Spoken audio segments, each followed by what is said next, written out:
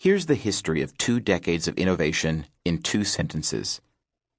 The past 10 years have been about discovering new ways to create, invent, and work together on the web. The next 10 years will be about applying those lessons to the real world.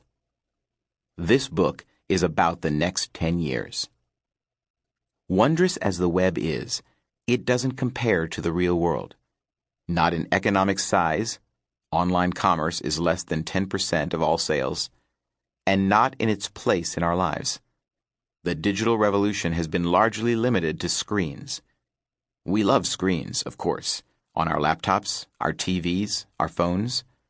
But we live in homes, drive in cars, and work in offices. We are surrounded by physical goods, most of them products of a manufacturing economy that over the past century has been transformed in all ways but one. Unlike the web, it hasn't been open to all. Because of the expertise, equipment, and costs of producing things on a large scale, manufacturing has been mostly the provenance of big companies and trained professionals. That's about to change. Why? Because making things has gone digital. Physical objects now begin as designs on screens, and those designs can be shared online as files. This has been happening over the past few decades in factories and industrial design shops, but now it's happening on consumer desktops and in basements too. And once an industry goes digital, it changes in profound ways, as we've seen in everything from retail to publishing. The biggest transformation is not in the way things are done, but in who's doing it. Once things can be done on regular computers, they can be done by anyone. And that's exactly what we're seeing happen now in manufacturing.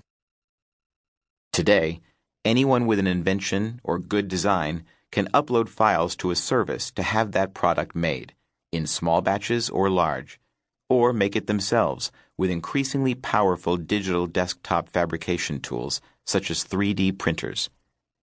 Would-be entrepreneurs and inventors are no longer at the mercy of large companies to manufacture their ideas. This appeals to the web generation in a way that tinkering in the workshops of old did not. At the same time, the digital natives are starting to hunger for life beyond the screen. Making something that starts virtual but quickly becomes tactile and usable in the everyday world is satisfying in a way that pure pixels are not. The quest for reality ends up with making real things. This is not just speculation or wishful thinking. It can already be felt in a movement that's gathering steam at a rate that rivals the first industrial revolution and hasn't been seen since, well, the web itself. Today, there are nearly 1,000 makerspaces, shared production facilities, around the world, and they're growing at an astounding rate.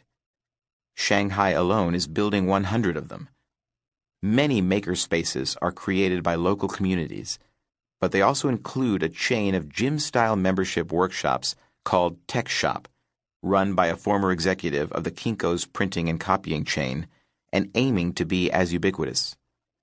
Meanwhile, consider the rise of Etsy, a web marketplace for makers, with nearly 1 million sellers who sold more than $0.5 billion worth of their products on the site in 2011. Or the 100,000 people who come to the Maker Fair in San Mateo each year to share their work and learn from other makers, just as they do at the scores of other maker fairs around the world.